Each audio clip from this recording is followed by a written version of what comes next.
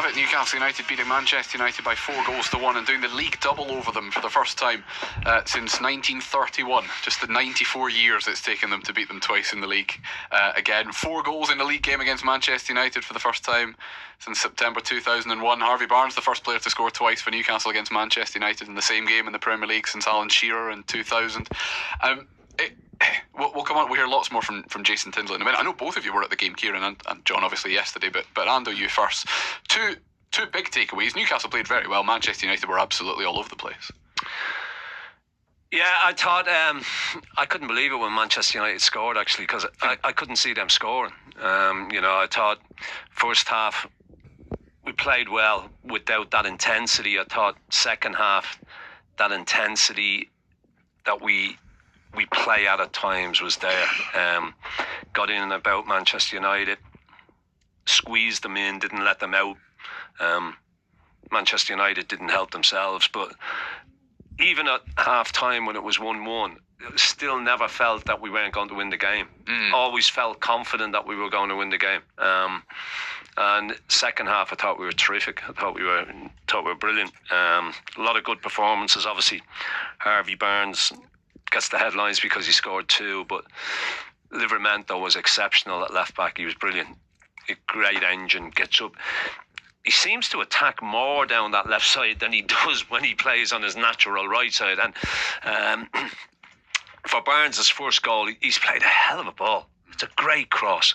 Yeah. Really great cross, inviting. Murphy keeps it alive and Barnes isn't going to miss. And Tonali, he's a Rolls Royce.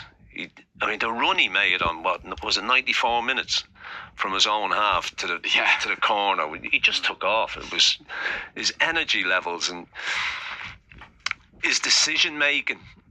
His decision making is always spot on, but defensively as well. He just sees danger, reads danger, smells it. Always in the right area. Real good performance. Deserved it. Could have won it by more. We had chances in that first half. Even though we went in 1-1 at half time, we still had the best chances in that first half. Could have been and should have been probably ahead at half time, but I don't think the result was ever in doubt, to be quite honest. No, let's hear a bit from Jason Tindall. We're going to go to the cricket very shortly because it has now finished, but we'll speak to Martin Emerson in just a moment. Jason Tindall, obviously in charge of Newcastle United, Eddie Howe recovering from illness. Jason Tindall, first of all, was asked what kind of week he had after being suddenly thrust into the spotlight. Yeah, fine. We've worked together for a long time, 17 years now, so we know the expectations we put on the players and the demands, and we know what performance we have to go out there and deliver. Obviously, it's never good when the manager's not there to lead the team, but as I say, we've worked together a hell of a long time now. We know the expectations, and the lads went out there and certainly did the manager proud. Yeah, Ando, you've already said you were surprised when Alejandro Garnacho equalised for Manchester United and they were level at half-time. Jason Tindall was a bit surprised too. Yeah, I felt we should have been leading at half-time, but we had to make a couple of tweaks at half-time. It's just a little bit off on our press in the first half, and I feel with them tweaks, second half, we went out there, we pressed a lot more effectively, a lot of regains that led to chances and goals, and super delighted. Yeah, he was much happier with the second half. Yeah, you have to. At this level, when them chances come around, you have to take them, and credit to the lads, they certainly did that.